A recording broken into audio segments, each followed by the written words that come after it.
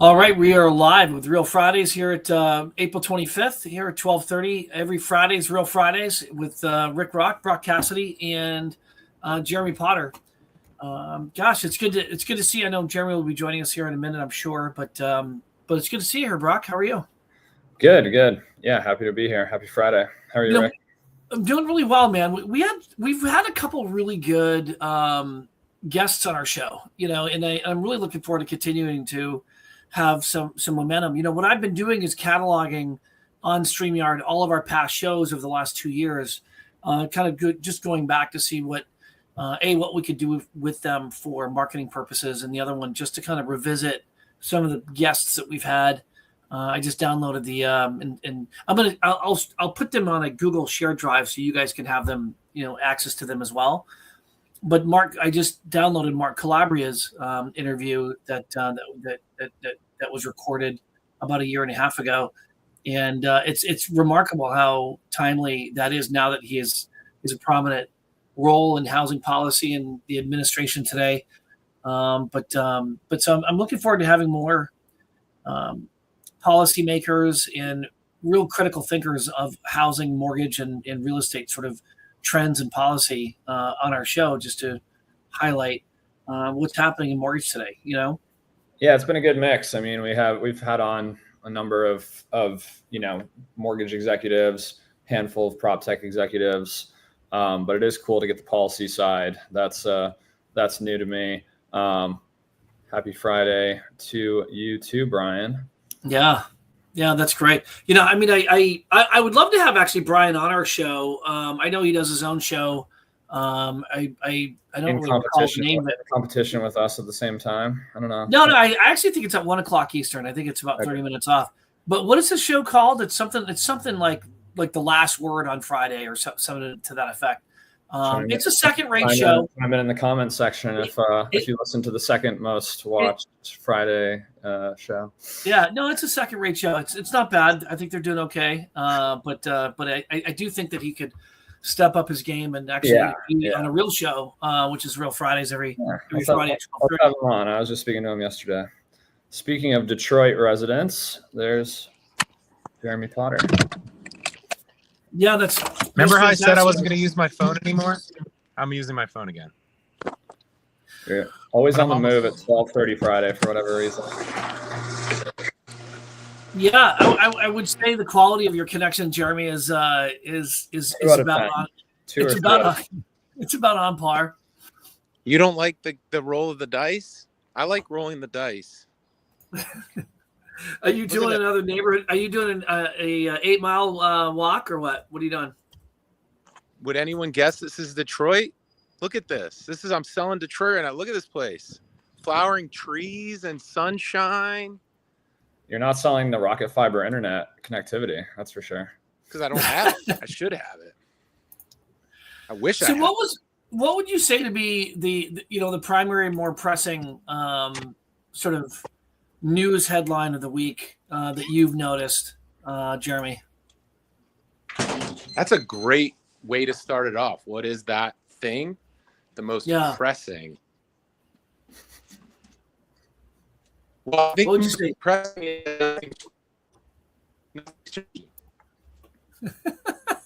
Brutal, absolutely brutal. Dude, he's terrible. So what continues to amaze me is just the continued shock and awe. I'm gonna talk while you get your internet sorted out, Jeremy. But it's just the continued shock and awe in the market. Both now it seems like there has been some level activity because Trump has sort of pulled back from some of the tariffs and creating some carve outs for the auto manufacturers and the like. But I think that which has been welcome news because rates have stabilized back into sort of the mid sixes. So I think we're in the middle of the art of the deal path, right? Start with the worst possible scenario for the economy and then walk it back slowly and hopefully surely. And seen a little more stability. Rates did go up the last few days, but overall much more stable, it seems like. Yeah.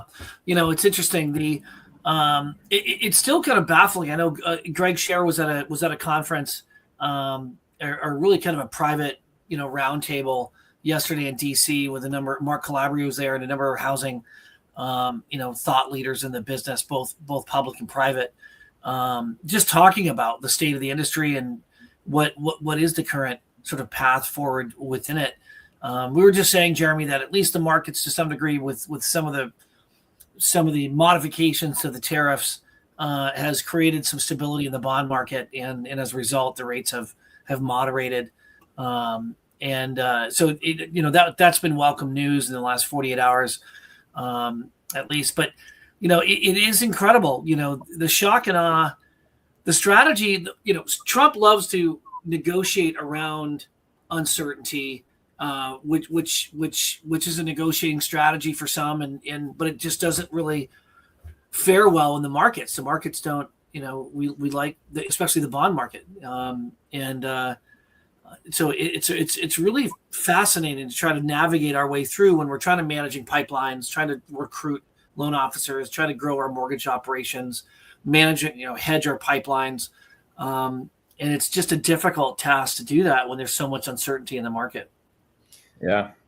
I'll give you a real estate headline, but it looks like we have Jeremy back.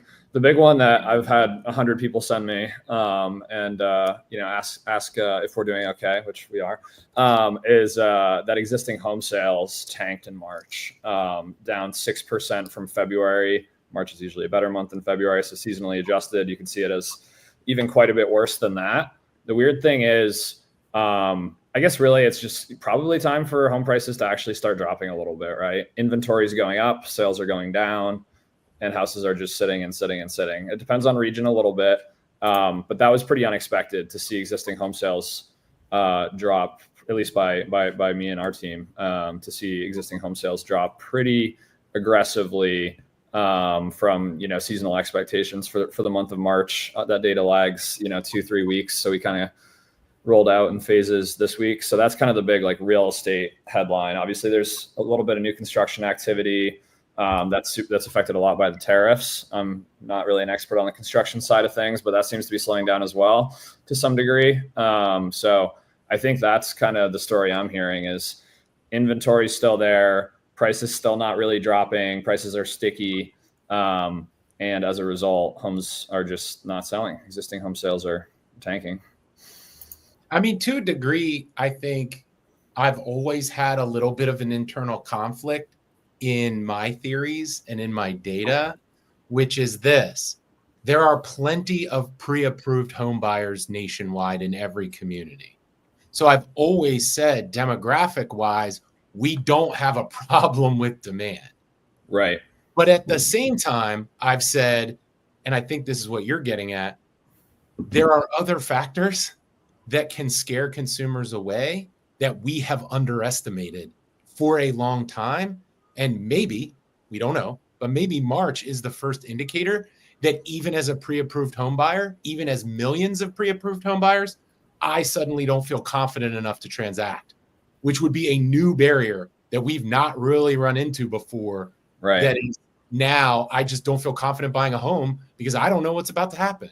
And so I'll hold with my pre-approval, and then sellers are like, wait, I thought rates were somewhat coming down or at least plateaued. Shouldn't I sell right now? And their real estate agent and their mortgage person's like, yeah, sell. And yet what we're seeing is maybe I'm pulling it back off the market or not listing it because just like Rick said, the market doesn't like uncertainty. Well, people don't like uncertainty either. Yeah, absolutely. I'll share our friends at Housing Wires put some good data together on mapping what that actually looked like. So, you can really see that depending on how you cut it, the regions are a little different, but the trend is no one's friend in real estate or kind of purchase mortgage. Not that there's much refi either. So this was probably some of the more sobering data for the beginning of what was supposed to be a pretty good home buying season. I still think, we're going to be, in the vein of last year. Most projections are still a little more than last year. But yeah, this one was kind of a small shock this week. If we're talking about economic data, came across my side of the world. Yeah, that's interesting. No, and I was talking to one of our loan officers that's in South Florida, and obviously, inventory is definitely up, across the nation, but it's definitely up in Florida. I don't want to say to an alarming rate, but I think it's raising some eyebrows around price depreciation in various markets in Naples and Boca and Cape Coral and kind of the South Florida condo market, especially with the number of condo projects that started a year ago or so or the last 2 years and are just hitting the market. So they're seeing, prices are beginning to get slashed, and the price integrity isn't necessarily holding. So it is interesting to see where we go from here with this, right? Because the plan has always been increase inventory, decrease rate environment just to enough to trigger the on-the-fence buyers to get into the market, and then those consumers who are looking to sell and to relocate or to move, that they're able to trade up their 4%. Their 4% mortgage to a 5.5% or 6% mortgage. So I those of us on the lending side are still just waiting for that to happen, but the rates are stubbornly sticking in the high sixes.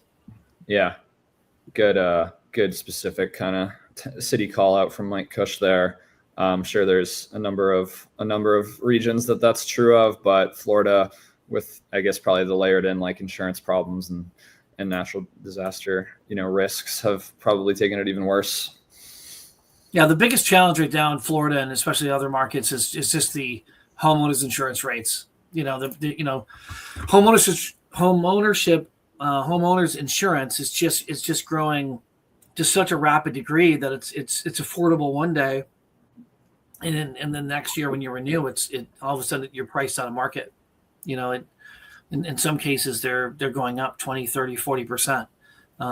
And that's just, breaking budgets far more than a high rate environment is, so there's going to be some elasticity there, but it's becoming a real challenge. We should be getting some I think Fannie Mae is going to release their forecast here in the next month. And it'll be the third or the fourth forecast modification since December, across the industry. So it's almost anyone's guess how we're going to perform. Meaning how we're going to perform in terms of like which properties are mortgaged and what Fannie thinks the market looks like for 2025. Yeah. Forecasting. Yeah. Okay. I mean, well, whatever. Like, I know, but like forecasts are off. Yeah, shocker after the last few years.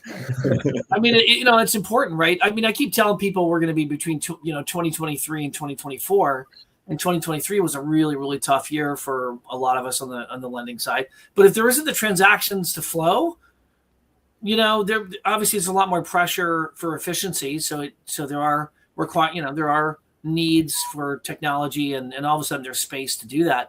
But you need to have the money to invest in those new innovations. And, first quarter this year so far was brutal for mortgage lenders. Pretty much 2/3 of mortgage lenders lost money. Mm-hmm. And I think this year was shaping up to at least have what you had called like a normal purchase market, like the same purchase market that we would expect to see, that kind of like 2 trillion, 1.8 trillion plus or minus type of thing baked in there. And so I think that's what you can count on, is like, I was going to count on the size of my mortgage company being relatively similar to what I would need to meet that market expectation.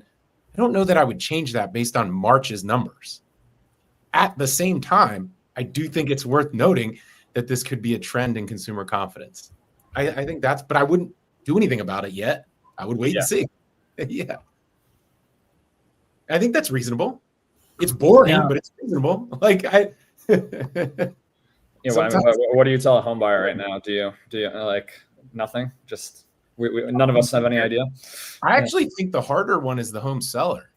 Like a home buyer, I think I've been thinking about it a lot lately, like compound interest. You got to get in. You got to get in to start earning it. So if it was a home buyer, I would say buy, because you got to get into the market. If it's a home seller, I think it is a bit more complicated. And is it a move up? Is it a downsize? Is it those would all change my opinion, which is actually good for real estate mortgage professionals, because this is when you're needed. This is actually AI doesn't do this job. Advice. It's reassuring a seller and giving them true advice. So this is where you're needed, but I think it's a much harder thing for sellers to decide than buyers right now. Yeah.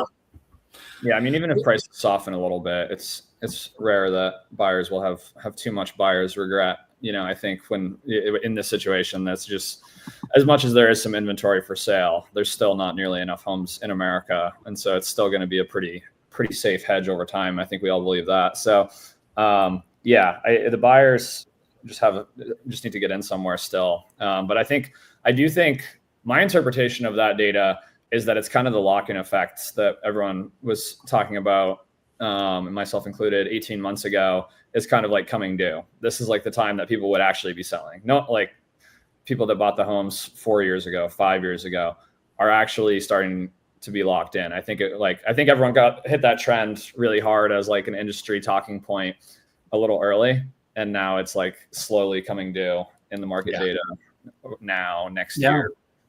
Yeah.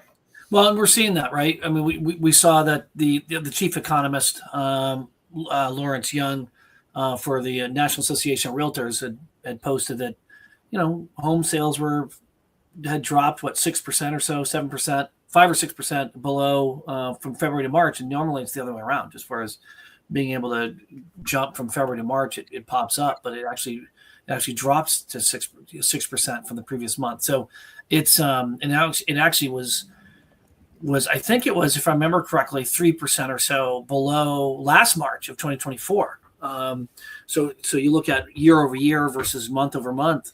It wasn't very good news. So I think that proves your point, Detroit, Jeremy. You can call me Detroit. Yeah. Rick, here's what I would ask. To be a little provocative here. Do you think that people associate high cost markets with uncertainty and volatility? So do you think that a consumer associates economic volatility that we're seeing in like DC and in the international economy? Do you think people associate that with Miami, New York, and California? In other words, is this, you mentioned Detroit, is this another reason to move to stable, boring places? Because if I'm feeling social and economic uncertainty and it's more prominent in cities, this means like second tier cities and interior states are suddenly maybe a better buy than they were before. And to Brock's point, all these trends lag. I feel uncertain. It takes me months to decide. I wonder if uncertainty this spring and economic political uncertainty will actually lead to like a boom in more sort of central and otherwise second or third tier spots. No, I agree with that 100%. I think I've had some consumers describe it that they want the Walmart mortgage. And I was like, the Walmart mortgage, what does that mean? Well, it means that like I want my price of my home or my mortgage to be at a rate, at a monthly payment that I could work at Walmart and still afford my mortgage, right? And so when there's that amount of uncertainty, being able to sort of flee to lower cost environments, I think is absolutely sort of on the mind of a lot of people. I think a lot of us that are in our early 50s, I'm 51, and where we're looking at ourselves and saying, like, we're looking at the trajectory of retirement over the next 10 years or so. And I'm saying to myself, like, I don't want to be in Florida. It's a high cost market. I'd rather be in Mississippi, Alabama, South Carolina, Tennessee, North Georgia, like environments that may not, that I think inherently have a lot more price appreciation to grow versus high cost markets that have already experienced that over the last 10 years. Yeah, really interesting. I mean, we've definitely seen, I've been working with a couple of clients, but one I want to mention is a real estate mortgage in South Carolina, North Carolina, South Carolina. And in South Carolina, the number one hit on their YouTube channel, on their leads, is from Connecticut, New Jersey, New York. Oh, yeah. And they want to know about communities in South Carolina. They're doing research, they're pricing, they're looking. I don't know this for sure, but it wouldn't surprise me if the two biggest cohorts are over 55, obviously, historically, but then also young families. Like Yeah. pre high school, like right when you get some of those like cost and lifestyle questions coming up. But that it's absolutely those places, Tennessee's seen it for a while. I think probably North Carolina too. Now, South Carolina, Georgia, those other states you mentioned are seeing it as well, kind of a follow on. So Mississippi just went to a no state income tax for income so that's super interesting. Just to try to drive, just to try to join the same sort of Texas, Tennessee, Florida, New Hampshire kind of club. I can't speak to knowing Mississippi very well, but I will tell you, Oxford, Mississippi is one of the great college towns in all of America, and I really had a good time. Is that Ole Miss? Ole Miss, yeah, it's beautiful. No, look, I'm a New England guy. I'm always going to have property in New England, but as I look at planning ahead and in both for my kids and as well as just for my family is definitely focusing more and more down south, but more panhandle and less the traditional markets of like retiring in Florida, like everyone's been doing for the last 25 years or 30 years. Right. But it's just grown to such unsustainable rates that it's pushing people in sort of the consumer behavior to other markets. Otherwise, I would never have considered. Pendulum swing back a little bit, like in 2021, I would, being a professional in New York City, whatever profile I was, I would get cold DM'd by Miami realtors on. Oh, really? Oh yeah, like multiple times a week. They're like, everyone that looks like he's moving to Miami right now. Are should I show you some properties, next weekend? I was like, no, but like the fact that you're doing this is indicative of a really wild trend. Yeah, and I guess there had to be some pendulum swing back from everyone moving to South Florida, so that checks out. Yeah, for sure. Oh, that's really interesting. Huh. Yeah. I mean, I love these topics. I think they're hard to. Oh.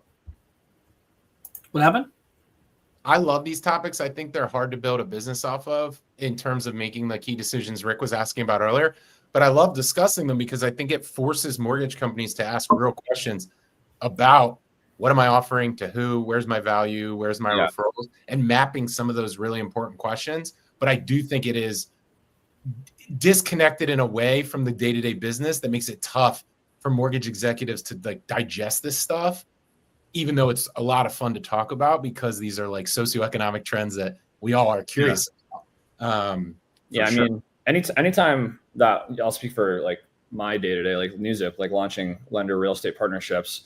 If I launch a lender in the Northeast, it's any number of Eastern Seaboard, Northeastern New England states, and Florida. They're always licensed in Florida because they had to be, right? Because there were so many snowbird situations or vacation home situations or whatever. So I'm sure that there's even like licensing level conversations. I guess part of what you're alluding to, Jeremy, is like, do you have the right partners? Do you have the right licensing, et cetera? I mean, that's a big part of NewZip's pitch is if you're a lender here that has great real estate relationships, but maybe you don't over there on the other side. If you're This was the presentation that came out of NAR recently, just describing the actual home sale activity year over year, and so you see just how volatile it really is. But there's a tremendous amount of concern because usually March is that time where we bounce forward into the buying season, and we were actually down 2.5% from 2024. So my prediction of 2025 being kind of a hybrid between 2023 and 2024 potentially might come true. But I have a feeling that at some point in time when the Fed meets in May, that rates are going to slightly go down, and we'll probably be in the low sixes, mid to low sixes. But we'll see. I mean, Powell's been sticking to his guns, and to some degree, I think it's appropriate to kind of keep the housing market, to not bail out the housing market again. As much as I would love it, and I'd love the unit volume if we were in the high fives, these artificial stimuli from the federal government, I think, is at some point in time the market's got to mature. At some point in time, the heat needs to be on production, output, economic data, and not on just artificially lowering rates in a way that is going to drive our activity. What you mean like the Fed buying RMBS to keep rates low? Yeah. You know, I guess what I would say is yes, unless you build an entire federal strategy around not doing that. But that hasn't been anybody's plan. That wasn't Biden's plan. That wasn't Trump's plan. Like, it doesn't seem like anybody's actually saying, let's just keep subsidizing housing because it's an economic stabilizer for communities. Like, someone could say that. It just has never been. They did it for a time, but you're saying it has to end just because we do want to get back to a non-bailed out, non-subsidized market. But you don't. Yeah. To be clear, my innovation brain goes, hey, you don't have to. We believe you should for all the reasons markets are better. Like, free and healthy markets are better. But you could keep subsidizing housing forever if we all just stick to it, theoretically. Yeah, there's good enough second and third order effects to always make a case for it. But nobody has. I don't even like to see a healthy economy where you don't have to bail it out. Yeah, that'd be nice. Yeah, I don't even think the left has ever really said indefinite subsidy. But so really nobody's saying that. But yeah, I agree. Like, you got to make that decision. Yeah. I see that I'm kind of with Diego on this from Housing Wire, in the sense that I think the market should be very disciplined to try to keep mortgage rates in the mid sixes, because it just puts the pressure where it needs to be. And that's just, we got to increase inventory, and we got to increase and really sort of strengthen the economy so that wages can kind of organically sustain the available prices. I see what you're saying. I don't think you can do that in a vacuum or do that without doing something to push the supply side. So if you're going to do that, you can't just leave it up to builders. You have to do something additional. And what frustrates me is I hear a lot of people saying, oh, that's easy. We'll keep rates here for all the reasons you just mentioned, and then we'll incentivize builders. Yeah. To be candid, and I've been thinking about this a lot so builders can reach out to me because I don't have a strong feeling on it yet, but I'm working on this idea of like, why have they earned more incentive? What have builders done to earn more of our federal incentive? Nothing. I don't get it. Somebody tell me. They go in and out with the skittishness of private capital, just like our secondary market for non-agency mortgages. So I don't know that they've actually earned even more incentive.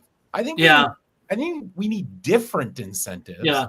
Well, I think that's new ideas. Do they need to earn it, or do they need to be incentive? Is it like put the incentives there and they will come, where we need like more builders, a new class of builders? But like, isn't that create the same problem on the supply side we have on the demand side, which is like you just keep incentivizing until when? Like, I guess. We can do more tax credits. We can that's do. Like that's like the economic. It's like economics 101. Like, in the long run, we're all dead. Like keep it going for the long run, and then something will happen, but not to us. To your point, though, I do think that's why the administration is targeting regulation, trying to lower some, and really making land, a lot of the public land that's been sort of designated as such, to make it more available to builders to build. So it's a combination of decreasing the regulatory environment, or creating less stress there, lowering those costs, creating incentives for builders to build, and then giving them more land and increasing the permit activity to increase production, or the construction side of it. And I want to be clear. I respect that. I think what I'm also saying is I'm questioning, just as I do, challenging to learn more. I respect it, but I'm also questioning, like, they already own the land. Honestly, the builders are already sitting on the land. They're just not building on it, first. And second, most of the regulation you're referring to, it seems to me, happens at the state and local level, not at the federal level. So there isn't a ton the federal government can do from the supply side to reduce regulation. They can keep saying that phrase, and I suppose that's helpful. But it's actually, builders are sitting on the land, and the regulatory issues tend to be local. So good luck. But I think we need new ideas at the federal level, because it's actually mayors and governors that we need to enact regulatory relief acts if we want supply side to truly innovate. Yeah, I think, what's interesting too is what is the incentive to actually increase inventory to decrease home appreciation rates, right? If a certain amount of if a certain amount of and very sizable activity by private equity is to buy these homes in a manner where and with the presumption that the home equity is going to continue to rise, and the only way you can continue to make it to rise is by constraining supply, right? Yeah, well, you make it harder to get a mortgage, and you decrease the availability of what's available for consumers to get a mortgage. Yeah. So there is an interesting like who owns the builders, right?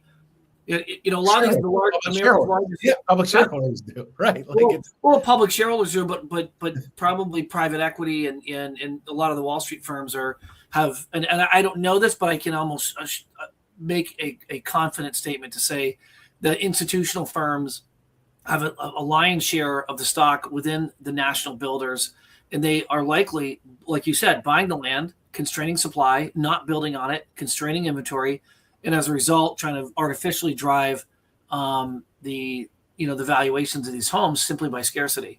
Yeah, I think I think you nailed the like really, really tough question, which is I have these like wild theories, and the question is, can you operate a strategy that drives economic activity to such a degree that you can add the supply we need, and all you're doing is stabilizing home prices and eventually increasing everyone's appreciation, because even though you've inserted supply, you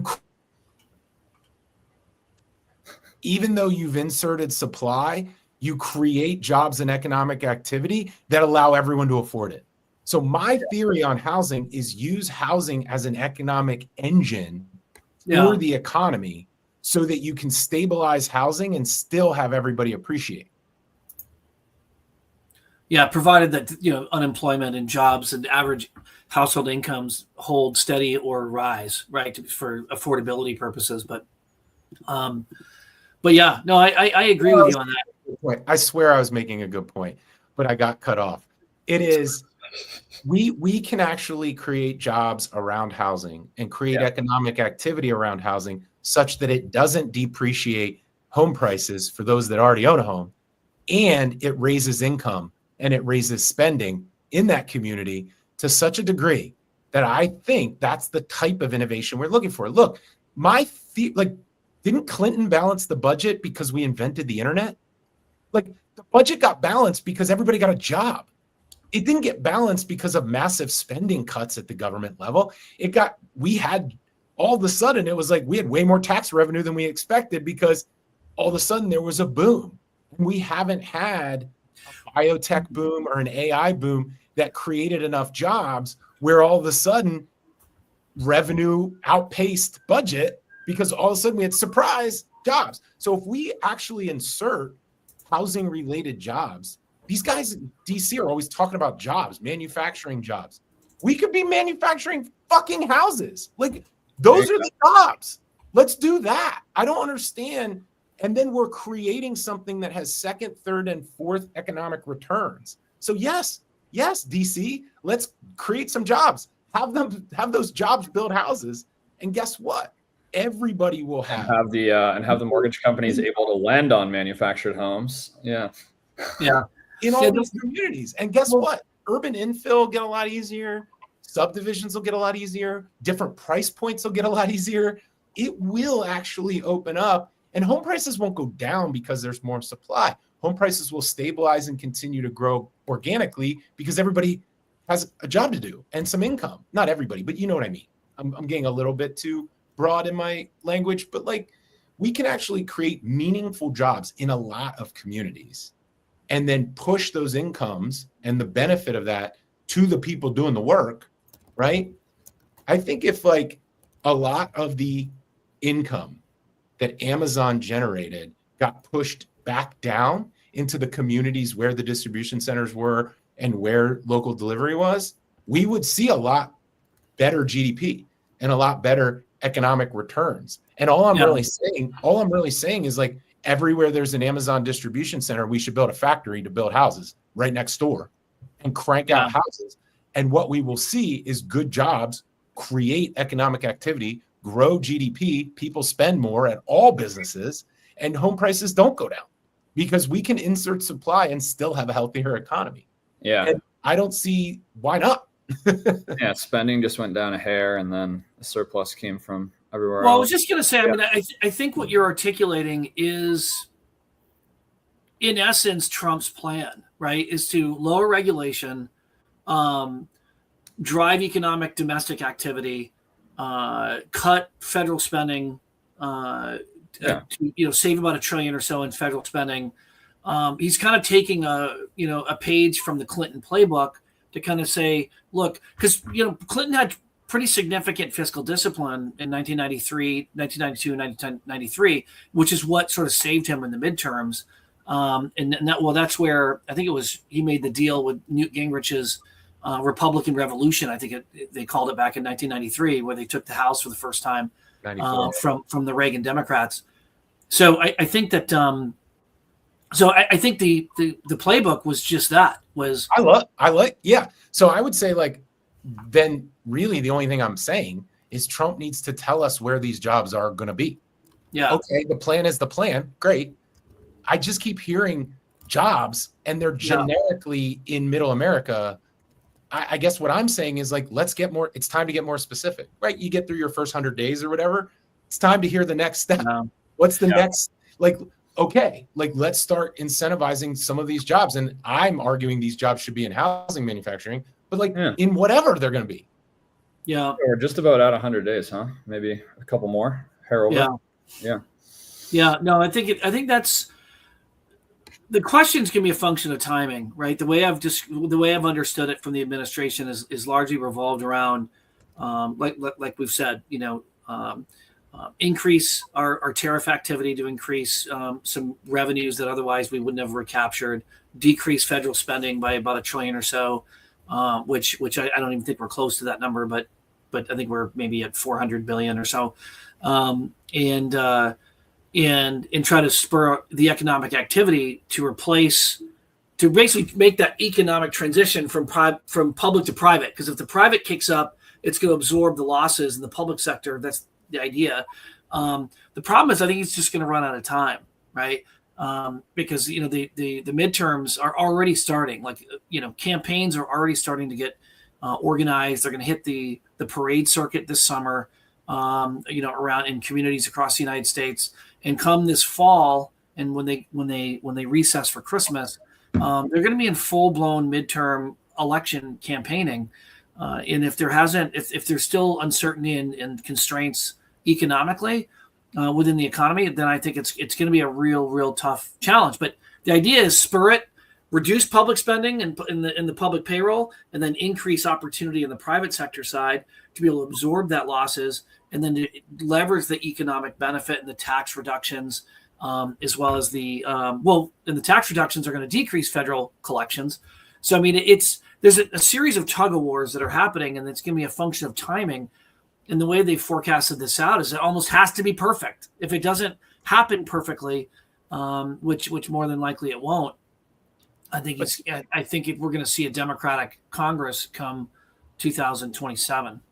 I wondered, though, because I think that is the right way to think about it and the right way to lay it out. I do kind of wonder, though, like, on a couple of the things you mentioned. One, is there something happening that's more unified or strategic?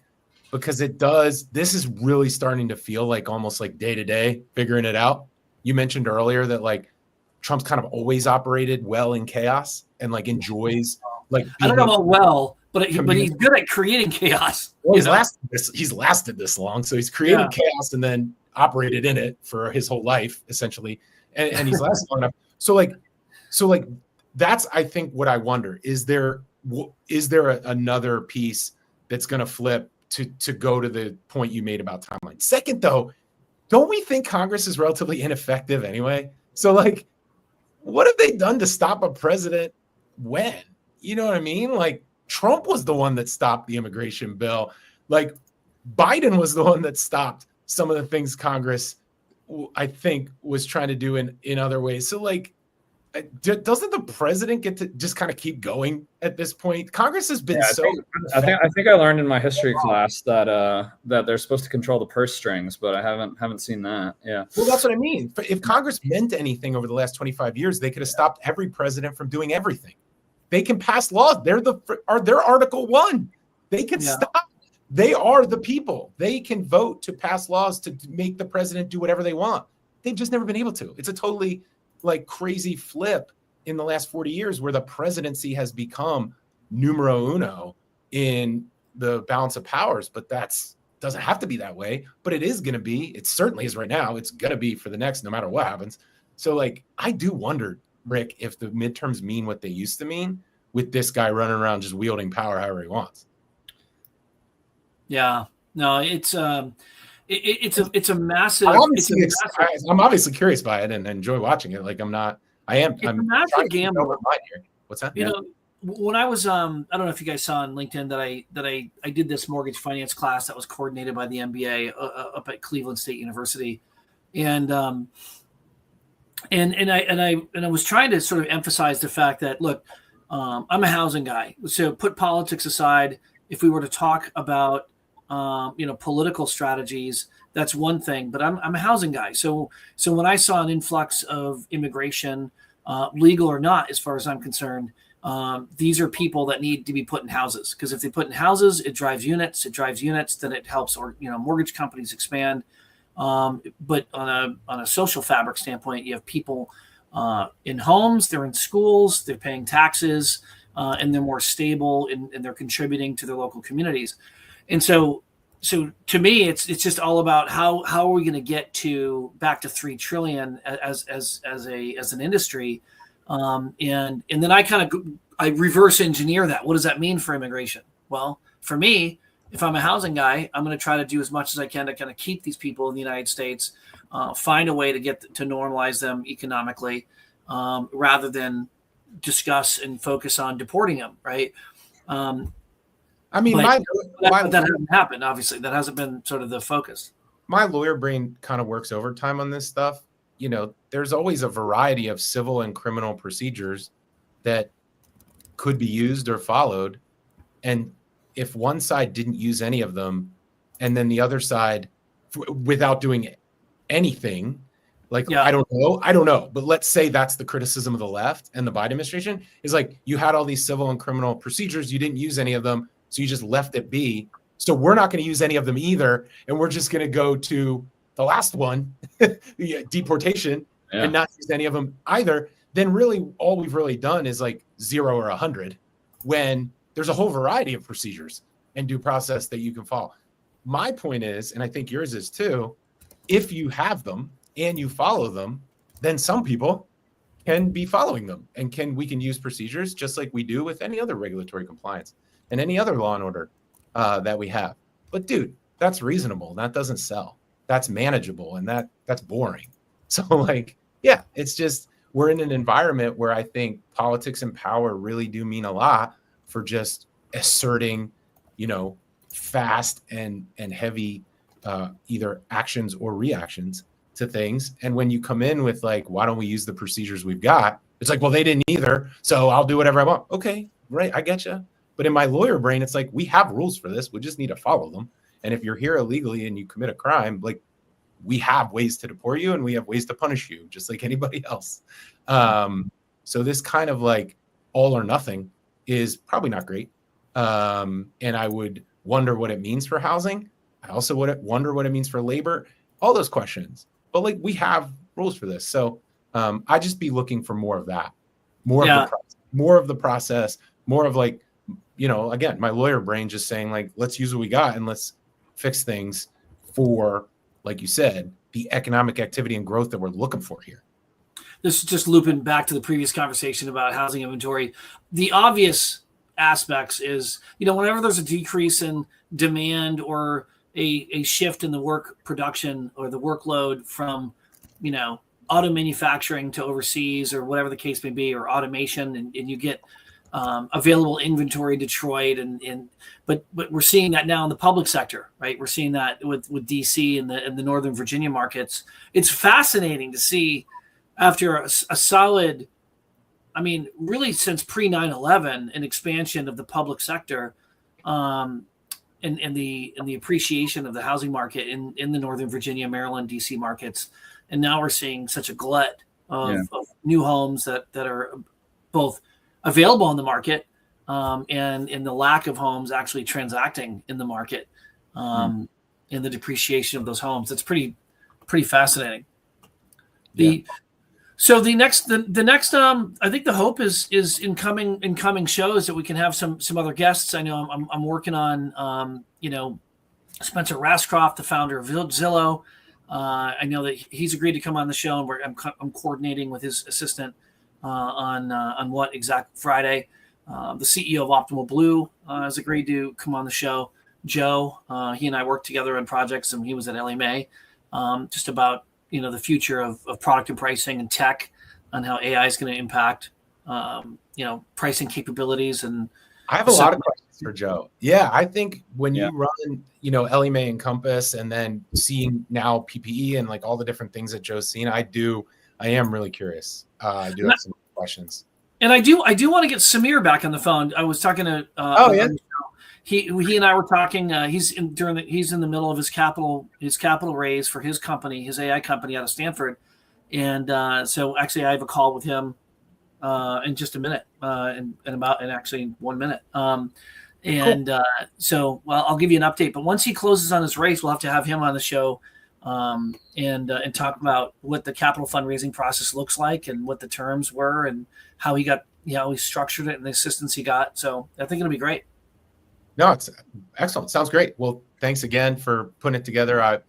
I'll do my best to get out of this Wi-Fi hell that I'm in, and get back to it. But you're right. That'll be great. Sounds good to me. All right, guys. Well, it's a wrap. We'll see you next Friday. But have a good work week. You too. All right. See you guys. Take care, guys.